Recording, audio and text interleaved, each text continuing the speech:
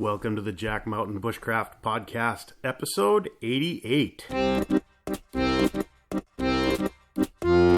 Welcome to the Jack Mountain Bushcraft Podcast with your host, Jack Mountain Bushcraft School founder and Master Main Guide, Tim Smith. I'm your host, Tim Smith. I'm a registered Master Main Guide and have been a full-time outdoor instructor and guide since founding the Jack Mountain Bushcraft School in 1999. We help people become more skilled, more knowledgeable, more experienced, and more confident in the natural world through our bushcraft and guide training semester programs and multi-week canoe and snowshoe expeditions. You can check out the show notes to all of our podcasts at blog.jackmtn.com. If you're interested in learning more about our college-accredited and GI Bill-approved programs, visit the Jack Mountain Bushcraft School on the web at jackmtn.com. And check out our online network and digital learning academy at bushcraftschool.com. Hello and welcome back to the Jack Mountain Bushcraft Podcast, episode 88. We're recording this on Sunday, June 21st, the solstice. And Christopher and I in the Guide Shack, we just wrapped up week 7 of the spring 2020 wilderness guide training semester. And for the last 2 weeks, we were out on the Allagash Wilderness Waterway, traveling close to 100 miles, definitely over 100 miles when you include all the little back and forths. But so we were out there with our students, and it was a great trip. So today we're going to talk about that trip and some of the events that unfolded while we were out there. And we're also going to talk about, get a little philosophical, and talk about Freeless Sleeve. Yeah, it'll be a good time. It was a good time on trail as well. Yeah. So it's hot now in northern Maine. We've had an interesting spring where one day it would be snowing and 2 days later it's 90 degrees and so we got off the trail on Friday, and Christopher and I spent yesterday sitting in the Aroostook River, and it's warm. Like, I sat in the water up to my neck for about an hour and didn't get remotely chilled. Yeah, it was bath water. So it's warm. And today's another day of like high 80s, low 90s, and the bugs are out. This is a hard time in the North Woods this time of year. Because you have two choices. Do you sweat to death and cover up, or do you try to wear fewer clothes and then feed the bugs? I sit in the water till I'm hypothermic. That's my plan. It's always a good plan. Yeah. Anyway, Allagash Wilderness Waterway is one of Maine's signature canoe trips. The beginning of the trip is about 30 miles where you're crossing some big lakes. And then we hit the river, and then it's about 65 more miles of river until we get down to Allagash Village, where the Allagash feeds into the St. John River. I am on record for numerous decades of saying that it takes 100 miles to learn how to paddle or pole a canoe. And ironically, or coincidentally, this trip we did it on purpose. This trip is just about 100 miles. Yeah. We saw it happen with students at the beginning of it. You know, they had been paddling for a while, but lake miles make you learn how to use a paddle effectively because it's just labor intensive. And then towards the end of it, the water's real low. And I watched every student that was poling start to pick lines that were correct, and they could float through stuff that anybody else we passed was dragging through, which was always a cool feeling. Yeah.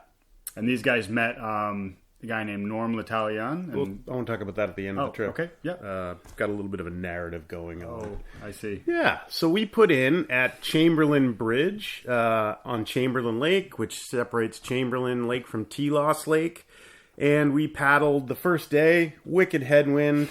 We made about a third of a mile, maybe a half a mile to the Boy Scout campsite at the foot of Chamberlain Lake. And just huge white caps rolling down that big lake.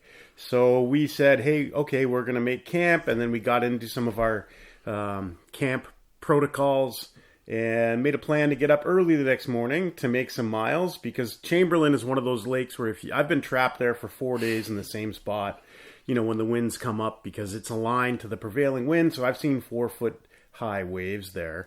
Thankfully, we didn't have that. But the next day we left early and dead calm for the first hour or two, and then the wind started to come up, a little bit of a chop, and gave us a little bit of trouble getting some of the slower paddlers into camp. So on this trip, we always have at least one tandem canoe, and on this trip that's what we had, and everybody else was paddling a solo canoe. Big 18-foot canoes, paddling them solo. People really learn their way around a boat on that trip. And every time we do this, I'm always grumbling and saying this is the last time we're ever doing solo canoes, because it's hard work, especially when people are still learning. So maybe by the time you listen to this, we'll have thrown in the towel on the solo canoes for big long trips, because it's a lot of labor. So we got into camp at Gravel Beach. Beautiful spot, big beach. Had some great sunset photos. Clear night. We did a big star talk out on the beach, which was awesome. Yeah, and the next day we got up early again because we had to make it the remaining 5 miles down Chamberlain to Lock Dam and into Eagle Lake.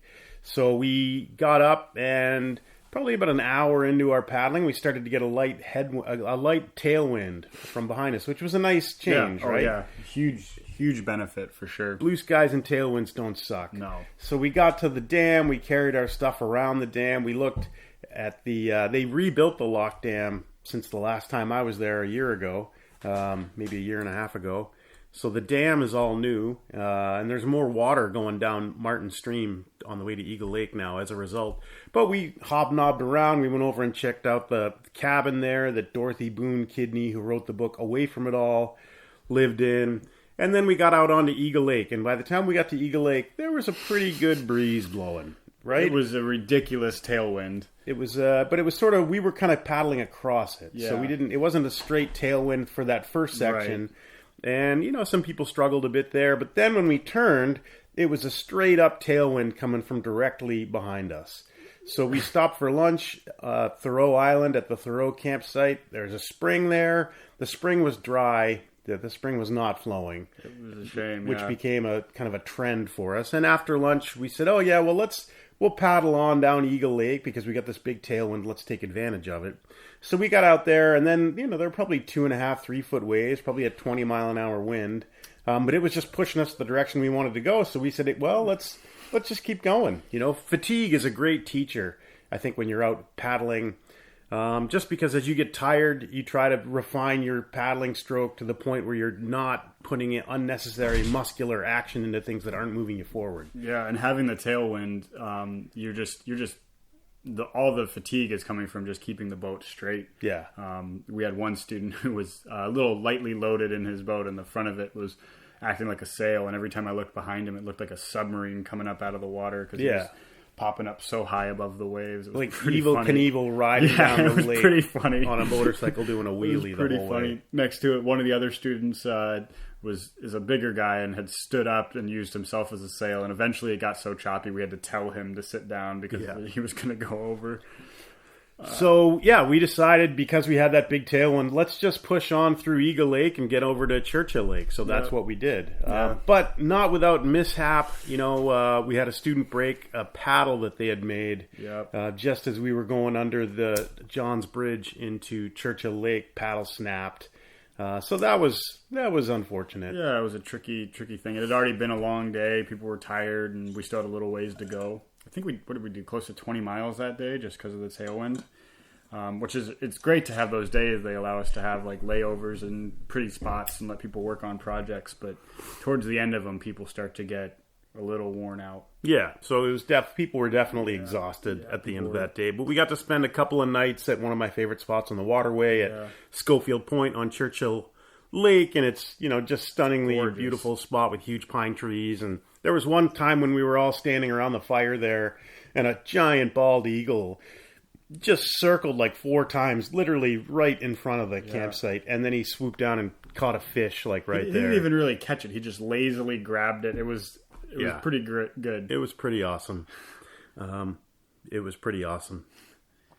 So then we made our way down the lake to Churchill Dam, and some of us took some time and went in to see the little museum there. There's a lot of cool stuff there, lots of great history. And we talked about Helen Hamlin's book, 9 Mile Bridge, which I've read a couple of times, and she started off the book starts off there. It's her narrative of her life. She ended up marrying she was a school teacher there. And then she married one of the game wardens, and they lived at Churchill, at Allagash Lake, and at 9 Mile Bridge on the St. John. So if you're interested in those sorts of things, check out the book 9 Mile Bridge. It's interesting, great book, historic Maine stuff. And because we were new to the rapids, we took advantage of the Ranger portage service and carried all the gear around the Chase Rips. Christopher and I ran it pretty quickly. It took us an hour to do the 5 miles. If that, yeah. So it was fun. That was a good time. Good water. And then we loaded everybody up, and for the initial river section, which is always interesting, right? Because we'd had times on the lakes and had times on local streams. But when we're in loaded boats headed downstream with the current poling through the shallow rips, that's always an interesting first couple of miles. Yeah, it's sort of this. You see the same thing twice on a trip like this, where at the beginning of the lakes, people are starting to really fine-tune the paddling. And just as they figure that out, we got into the river, and then they had to sort of fine-tune the poling and move away from all the paddling stuff they had just figured out, which is good. I think it meant that it stopped being boring, and not boring, but they started to develop new skills again, which is the whole point, right? Yeah, so we camped there at Chisholm Brook, at the foot of Allagash, and then the next day got up and paddled to Long Lake Dam where we camped, and then from Long Lake Dam we paddled down to Round Pond and stayed at the inlet campsite. One of my favorites, just a stunningly beautiful place where we did an overnight layover day there. And I like that spot because the Round Pond rips at the outlet of Round Pond are a great little rip for people to learn and master poling. So we paddle and pole down there while all of our gear is still back in camp, a half a mile away or a mile away. And then we play in those rips, go up, down, ferries, holding in the rips, setting into eddies, eddy turns. So all those things we practiced and worked on. And then it's always a challenge for people to pole back up the rips back to Round Pond, back to camp. So this is the spot at Round Pond Rips where in 2000 I was on a trip with Raymond Reitze, who builds and runs all of his own wood canvas canoes. And I was the paddling sweep, the last boat then, and I came around the corner and saw one of his beautiful wood canvas canoes wrapped around a rock. Oof. So we had to pull it off and fix it in the woods, and it was an interesting thing. And it's weird, when you paddle these sections of river, I've been on the Allagash maybe once a year for 20 years, a couple of years, twice a year. But, you still remember specific rocks and the stories that the rocks remind you of that you saw happen there. Well, it's easy to remember them because so many of them are painted with the bottoms of canoes scraping over them. So I want to do a coffee table book at some point in my life. Just go down the Allagash and take pictures of all the rocks with the green stripes and the orange stripes that are basically when the canoes hit them, right? Yeah. So I told everybody on the trip that the rangers go out and paint the rocks those colors so that people can see them and avoid them. And I had a couple of people going for a while with that one. It is fun if you have a group in front of you with a pole. Nothing against the other people that are paddling, but there's a cool feeling when you paddle by a rock and you can see that there's like 3 different colors of paint on it, and you're just kind of scooting around it with a pole. That's always fun for me. So there is a point to this long, drawn-out narrative, because when we got back after the polling at Round Pond Rips, a couple of people took opportunity of an afternoon off, paddled across Round Pond, and hiked up the Tower Trail from the Tower Trail campsite. There's an old fire tower. It's a couple of miles up, a couple of mile trail, but it was really hot and really buggy. So when they came back, it was pretty late, 7-ish, 7 p.m.-ish. It's light until like 9:30, so it wasn't like, they were in danger of being caught out in the dark. But they got back, and one of the people who had gone got out of the canoe, instantly just vomited all over the beach. Yep. And then continued to vomit and dry heave for like the rest of the evening and into the night. Morning, yeah. So we had to make some decisions. We had to figure out, number one, what was going on. Number 2, is there any medical stuff that we could do, any aid that we could deliver? And number 3, start considering our options for, do we need to get this person out of the woods? Yeah, it was we were probably up till around midnight or so trying to figure out what we should do. And just monitoring the situation, seeing if there's any changes. Really hard. So that's an interesting thing. As a guide, I've only one other time I had to evacuate somebody out of the woods for a medical reason. We were camped at Churchill Dam, and this person had a really bad new bug net and was sleeping under a bug net and a tarp and got bit by so many black flies through the night that in the morning their face was unrecognizable. It was like they had gone a few rounds with Mike Tyson in his prime. So I loaded this person up, and thankfully I still had a vehicle there because we were just putting in there, and drove him back to Ashland, went to the urgent care clinic, and that person got a steroid shot. Instantly, those things, the swelling goes away instantly, and that person was able to, be really active that trip, and, cutting lots of firewood, tons of energy, which led me to believe maybe we should all get steroid shots before we do every trip. We should just plan on that. So Christopher and I sat up that night discussing our options, which were to put this person in the bow of my canoe and run them down the rapids and the river to Michaud Farm, which there's a ranger station, and it's just a hop, skip, and a jump from the town of Allagash by road. And there's a ranger there, and the ranger has a radio. There's no cell coverage in any of this. No. So some people use sat phones. Usually we don't, and it's a conscious decision to not have a sat phone or satellite communication device out there. But who knows? Maybe this will make me rethink that. So there is a ranger on Round Pond. We woke up in the morning. The person who was sick was still sick and threw up a bit in the morning. And so I made the decision then, after Christopher and I discussed it, where we paddled down to the ranger station knowing that he had a radio. So we went in, talked to the ranger, told him the situation, said we need to get this person out of the woods, right? Yeah. They're severely dehydrated at this point, having been throwing up all night. There was nothing left in their guts. Any water. Yeah, nothing left in their guts. So he radioed out to the other ranger station. They called our outfitter, Norman L'Italien from Pelletier's Campground, an old friend of mine. I've been working with Norman for over 20 years. And then he met us at Henderson Bridge by Round Pond. So I loaded up this person's gear and my gear and pulled us upriver back to the bridge. And then, Norman met us, drove us out to my vehicle. We got back to town, and that person got some medical help. Sure. And I don't want to go into too many details about that, but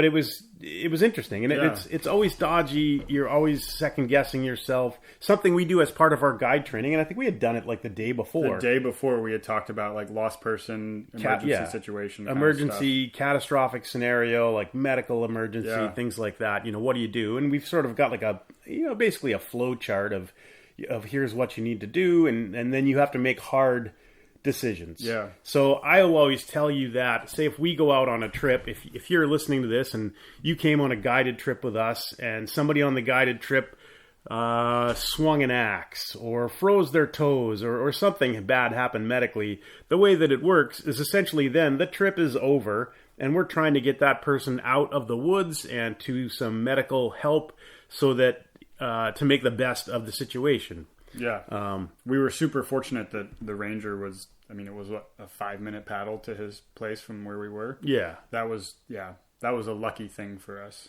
In retrospect, could we have paddled out to town? Definitely. Absolutely. If you're not waiting for people and you're just kind of boogieing, could have made it down to Michaud Farm about 20 miles in about 3 hours, I would say, maybe 4. And then we would have had a way out to town that way too. Yeah. But it still was very interesting for the people on the course because what you forget when you study guide training, when you study leading remote groups in the wilderness, is that the emotional aspect. Yes. We've been together for 7 weeks. We're like a small, tight-knit little family. Dysfunctional family, but still Definitely a family. Dysfunctional. So everybody was worried about this individual. Are they going to be okay? And what's wrong with them? And everybody has their pet theories about what was going on. And we still don't have a definitive answer there, but when you have that emotional reaction, when you have a relationship with that person who's sick, it maybe changes your decision-making process a little bit. I will tell you, and when we do guide training courses such as this one, that probably the most important thing is caring about the people on your trip. Just for lack of a better term, giving a shit about the people. Yes. So obviously that was not, that was the case. We obviously, care about this person, have a strong relationship with them. So, it made it interesting. Yeah. And the next day, once Tim had left with them, the rest of the students and myself continued paddling on, and it was really apparent that nobody had really, I was thinking that Tim and I were the ones that were up late, but everyone else, it became really clear that they had just sat up in their tent worrying about what was going on. And that's a hard thing as a guide or an educator, is you're not just managing the sick person when it happens, you're managing everybody else and keeping them kind of sorted out, as well as eventually getting to yourself, like getting to sorting out if you have enough in the tank, making sure you have enough in the tank to deal with whatever's going on. Yeah. So, in analyzing the situation, what did we do? We took the most conservative route. This person was impaired, obviously, very dehydrated. So we said, let's get him out of the woods right away. Yes. Other options that we could have done, we could have paddled that person downriver to the ranger station. We could have continued past the ranger station and finished the trip with that person, maybe help them carry all their gear around the falls. Mm-hmm. But we opted for the most conservative, medically conservative route, which I'm comfortable with that.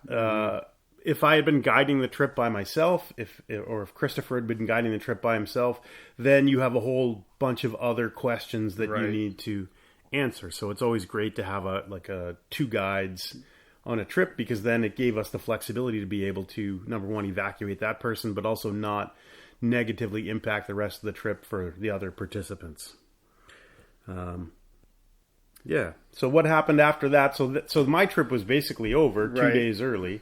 So how did you guys finish the trip? Well, as we had another student on the course who had, during the practice on those rips, had fallen and sort of re-injured a pre-existing injury in his shoulder. And as about 2 hours into the trip, after Tim had started pulling away, it became really apparent that he was in a lot of pain trying to paddle.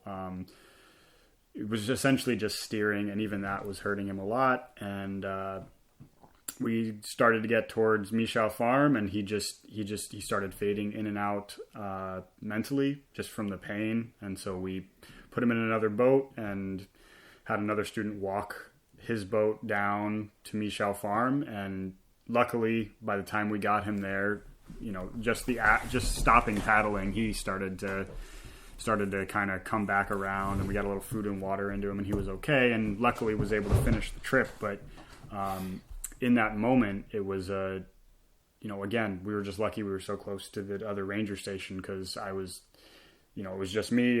That was the only option I had at that point, was to put him in somebody else's boat and get him down. But it was it was a learning experience for me as a guide, to be the guy in charge and trying to make sure everybody was sorted out and everybody was taken care of. And luckily, like I say, he got to finish the trip out with us, and some other students got the great experience of sort of learning to paddle and pull with somebody else in their bow, and it was great. We got to the big carry at Allagash Falls, and it was a long day. We went through him kind of having his having all the pain, and then a big carry, and then I think we didn't get into camp until like 7:30 that night, and everybody just, we were joking the whole trip. People have been cooking really well, but that night everybody just opened whatever cans they had, scarfed them down, and fell asleep, because we were so beat.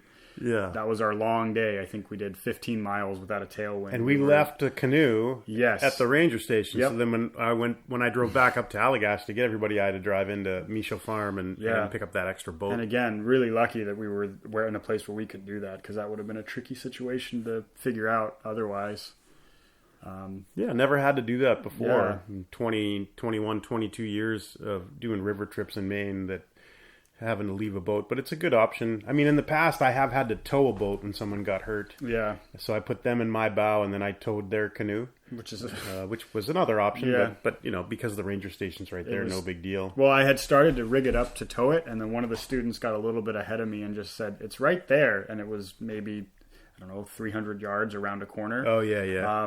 So I had started to tie it up to tow it, and then just kind of, if it was that close, made the call to just have somebody walk it rather than, because towing a canoe is not a fun experience. It's a challenge. Yeah. So, but the takeaway I think that everybody learned on this trip is that it's work. Yes. And I think that sometimes when people come here, you see the pictures on the website, you see the videos, and everybody's smiling, and I think that's a little bit overlooked. Like, you're the only motor that you have when you're in a remote wilderness situation. So you're paddling all day, you're pulling all day, you're cutting firewood. And it's physical work. It's physical labor. So we get off the river, and especially if you're in a solo boat, because you're pushing that much harder. Yeah. But that's kind of baked into the experience with our school and our educational programming. But people are in great shape on this course, and still just utter exhaustion. It's hard. We've both been doing this a while now, and it's still, at the end of the days, paddling. It's still just, it's physically hard work. Yeah. And especially as the guide, like trying to maintain that to where you still have enough in the tank to tell jokes when everyone else is tired. It's tough. Yeah, it's hard It's physical a hard work. thing. Yeah. But good work. It's fun. It's still enjoyable. The growth that occurs on these long trips is amazing. That we started off with people who were having trouble. We joke about it a few weeks ago. Day one, poling on the pond here, people fall out of the boat and lose their balance and, go for an unintended swim. And by the end of the 100-mile trip, people are poling class 2 rips, no problem, just squinty eyes the whole way. And it's great. Yeah. So to be able to be there when they have those aha moments, that's what makes, being an educator special. Yeah, and then as soon as they were done, you want to tell about Norm? Yeah, so my friend Norman L'Italien, if you're ever going to go canoe the Allagash to St. John or anywhere in northern Maine, you need to rent gear. He's your guy at Pelletier's Campground. You need to shuttle. He's your guy. He's got vans. He'll shuttle you in. You can drive your vehicle to the put-in, and he'll pick up your vehicle and have it for you. The takeout. He's got a campground. Just a great guy. Been doing it forever. But we all stopped in at his place because he did our vehicle shuttles for us, and he's the guy who picked me up when we had to evacuate the sick person. And he was talking to the group, and we explained that they had carved their own paddles, that they were poling and all that. And he said, oh, well, poling's pretty much dead these days. It doesn't, nobody does it anymore. He named off us and maybe one other outfit that still does it. And he said, well, he put us right up with Ray Rizzi, which was such a cool thing. Yeah. The guy you mentioned earlier. Yeah. He's like, well, no one poles anymore except for maybe Ray Rizzi and Chip Cochran at Allagash canoe trips. And so these guys, the people on the trip with us were it was just a super interesting thing because they all sort of, felt a little bit prideful and it was great. And, one of the cool things as the guide or as the instructor on this program is that I feel really strongly, I get a lot of pride and I'm very proud of our students for, being able to pull off a trip like that. And at the end, think of all the growth that they've gone through and how much better they are at everything. And it's pretty awesome. So, I was happy to see them feel prideful about what they had accomplished. Yeah, it's an amazing thing. Even, we always have one day that sort of feels a little bit like a death march kind of thing where you're just pushing hard. And the one we had this day was the day that, the guy hurt his shoulder. And so it was even more compounded on. But as soon as we got into camp, it was camaraderie all around having completed that together. It was a cool feeling. Yeah. Yeah.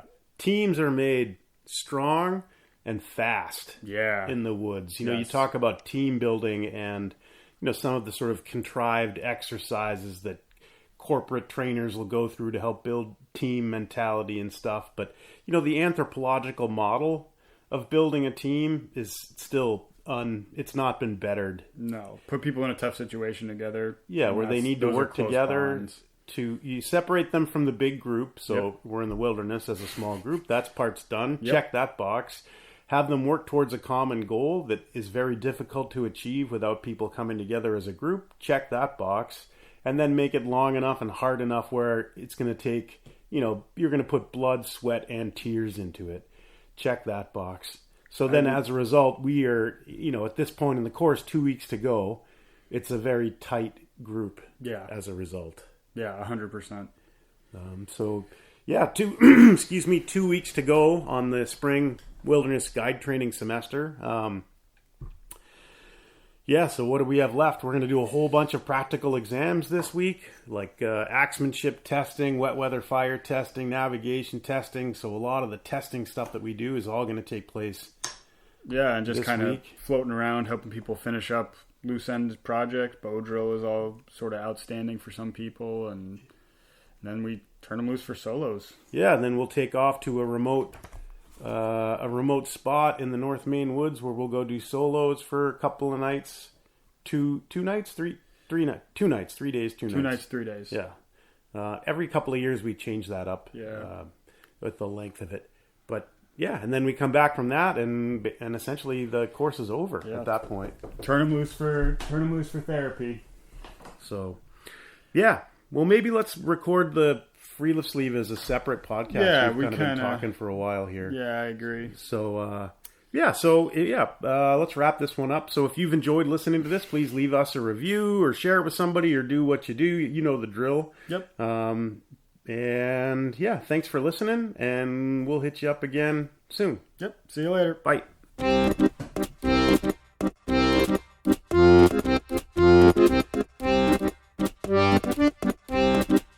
You have been listening to the Jack Mountain Bushcraft Podcast.